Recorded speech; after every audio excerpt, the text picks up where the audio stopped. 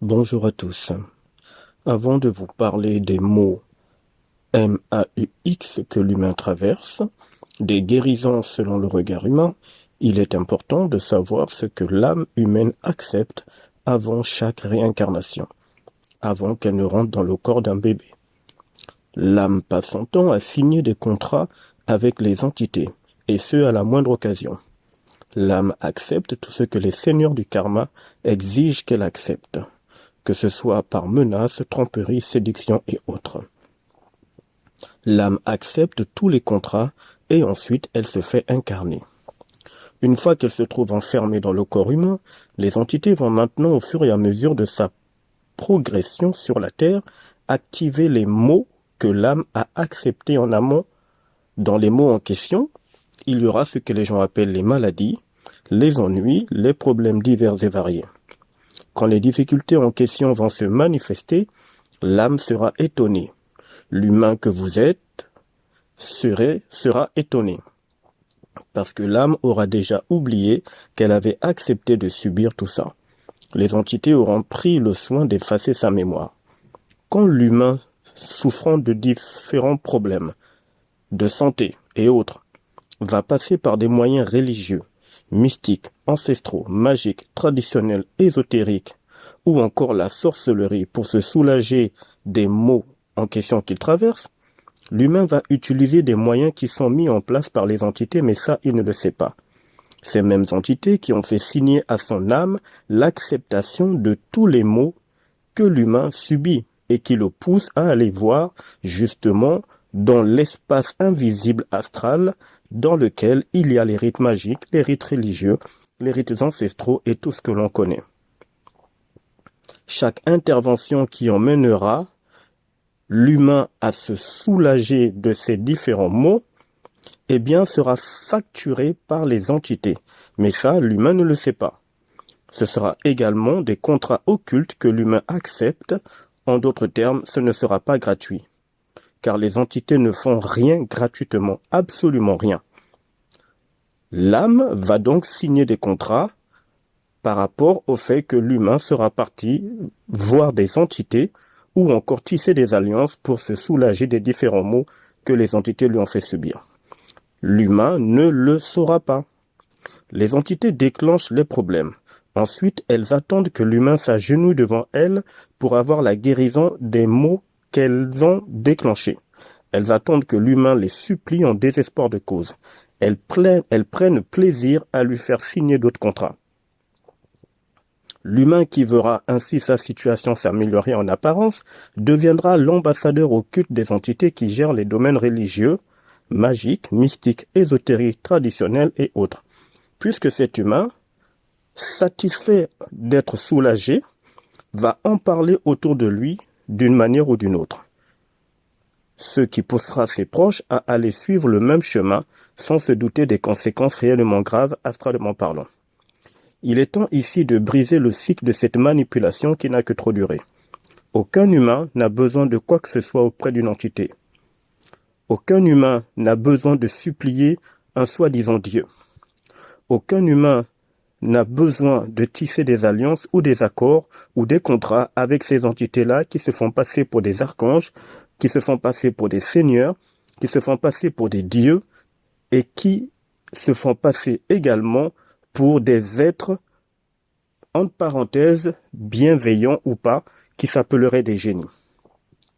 Sachez clairement que ces contrats sont des abus et que l'humain ne doit pas se faire piéger.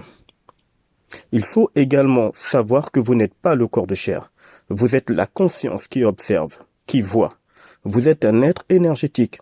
Vous avez une âme. Vous êtes également l'esprit. Mais ce que vous êtes en tant qu'esprit n'est pas dans cette terre, n'est pas dans votre corps de chair. C'est d'ailleurs pour ça aussi que l'humain subit des maux de toutes sortes. Donc ce n'est pas vous en tant qu'être immatériel qui subit les maux, c'est votre avatar, votre corps physique. Les entités le savent parfaitement, mais pas vous. Elles sèment la confusion en vous donnant l'impression que votre corps, le corps humain, c'est vous. Ainsi, vous êtes certain que tous les maux, c'est vous qui les subissez en tant qu'être immatériel. Quelle grande manipulation. L'humain va donc dire, je cite, « Je suis malade ». Sauf que ce n'est pas vous, en tant qu'être immatériel, qui êtes malade, c'est votre corps. Et d'ailleurs, votre corps n'est même pas malade, il est en dysfonctionnement. En effet, il ne faut pas oublier que le corps humain est le véhicule terrestre de transport de l'âme. Ce n'est qu'un véhicule qui permet à l'âme de se mouvoir dans la matière qui s'appelle la terre. Quand vous dites que vous êtes malade, c'est comme si vous disiez que votre voiture est malade. Ça n'a aucun sens. Votre voiture que vous prenez tous les jours pour vos différents déplacements dans votre pays n'est pas malade. Votre voiture a un problème mécanique ou un dysfonctionnement, mais elle n'est pas malade. Le corps humain est un véhicule. Il a des dysfonctionnements voulus par les entités, déclenchés par les entités, afin de piéger l'âme humaine dans différents contrats à travers ce que j'ai cité plus haut. Le mot maladie signifie mauvais état en latin. Or, quand l'humain dit qu'il est malade ou qu'il a une maladie, l'humain tombe dans un piège immense, puisque le mot qu'il utilise est une polarisation. Ça plonge l'humain dans l'astral du bien et du mal, ce qui est une aberration totale pour un être souverain selon le réel universel. La dualité, la polarité, n'existe pas dans le réel universel. Ça n'existe pas dans l'esprit humain. L'esprit humain est éternel et immortel. L'éternité n'est ni bien ni mauvais. C'est éternel, point. Ça ne penche ni à gauche ni à droite. Par contre, dans la planète Terre, ce principe du bien et du mal a été mis en place par l'entité appelée Dieu dans le but de garder l'humain dans le désespoir et l'espoir, la soumission, la crainte, les supplications, les pleurs, les larmes, les douleurs, et j'en passe. Cette entité qui parle c'est cette entité qui se fait appeler Dieu, qui parle sans cesse du bien et du mal pour désorienter l'humain, le tromper, déchoir l'humain de sa souveraineté. D'ailleurs, observez vous-même. C'est ainsi que ça se passe. Qui, selon vous, est bien placé pour tirer profit de cette manipulation? Ce sont les entités. Ce sont les entités, ainsi que leur chef, qui se fait appeler le démiurge, Samaël, Dieu. Il a plusieurs noms, comme je le dis souvent dans les audios. Ce sont les entités. Alors, les entités engendrent les conflits, les tensions, les dégâts, et ce sont elles qui, par la suite, tirent les ficelles et qui en profitent. Ce sont les entités. Pour revenir sur le mot maladie ou être malade, ce n'est pas vous, en tant qu'être immatériel, qui est dans cet état, c'est votre avatar. L'humain a la puissance pour équilibrer son avatar en cas de maux, M-A-U-X. Tout comme l'humain a la puissance pour éradiquer les maux de son quotidien, sans que les entités viennent lui faire signer des contrats de façon directe ou indirecte, ou de façon biaisée ou occulte. L'humain doit donc être décisionnel. Il doit être mental, froid, psychique, neutre, face aux situations, face aux maux. Il doit annuler les contrats que son âme a acceptés par contrainte. Il doit se désengager émotionnellement de toutes ces réalités, refuser la moindre pensée dans son espace mental. L'humain doit décider que dès maintenant, c'est lui et lui seul qui contrôle ses corps subtils, son avatar, donc son corps de chair, son âme ainsi que sa conscience. En sortant du piège de la polarité et de la dualité, l'humain va ainsi avoir une stabilité plus puissante dans son quotidien et les maux vont s'atténuer et même disparaître. Ne dites jamais des phrases telles que « ma maladie » ou encore « je suis toujours malade en cette période » ou alors « cette maladie est toujours dans notre famille, c'est pour ça que je l'ai ». Vous n'avez pas à subir ça, n'acceptez rien du monde de la mort et ce n'est pas votre maladie, ce n'est pas votre propriété. Encore une fois, ce mot ne concerne pas un être humain qui est lucide et conscient de sa souveraineté universelle. Le corps de chair, ce n'est pas vous, ce n'est qu'un véhicule. Ce véhicule a des dysfonctionnements, d'accord, mais il n'est pas malade, il dysfonctionne. Il faut bien comprendre, c'est très important ce que je suis en train de vous dire aujourd'hui.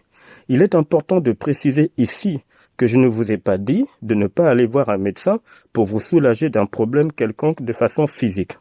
Je dis que le mot que vous utilisez ou que vous aviez l'habitude d'utiliser Lorsque votre corps dysfonctionne, évitez de l'employer. Parce que dans le réel, en tant qu'être vibratoire, en tant que conscience, en tant qu'âme, vous n'êtes pas malade. Vous êtes un être immatériel. Ce qui est immatériel ne tombe pas malade et ne tombe jamais malade. Vous comprenez? Il faut faire très attention. Donc, ne tombez pas dans ce piège. Il ne faut pas tomber dans ce piège. Donc, encore une fois, je ne vous ai pas dit de ne pas aller voir un médecin pour vous soulager. Je dis que le mot maladie, ne vous l'appropriez pas. C'est un piège. Votre corps physique est en dysfonctionnement. Mais vous êtes l'être immatériel.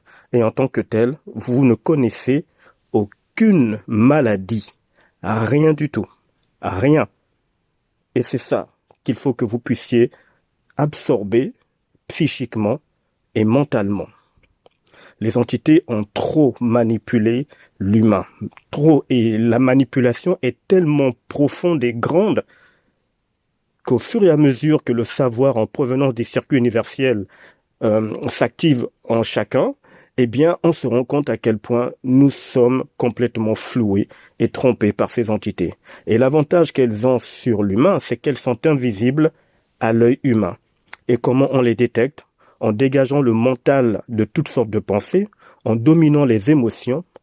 Ainsi, l'éclair de savoir en provenant de votre propre esprit arrive par les circuits universels jusqu'à vous et vous donne l'éclairage sur l'immense manipulation de cette planète qui est en fait une sorte de banquet pour les entités dans lequel elles viennent se nourrir de l'énergie humaine sous toutes ses formes.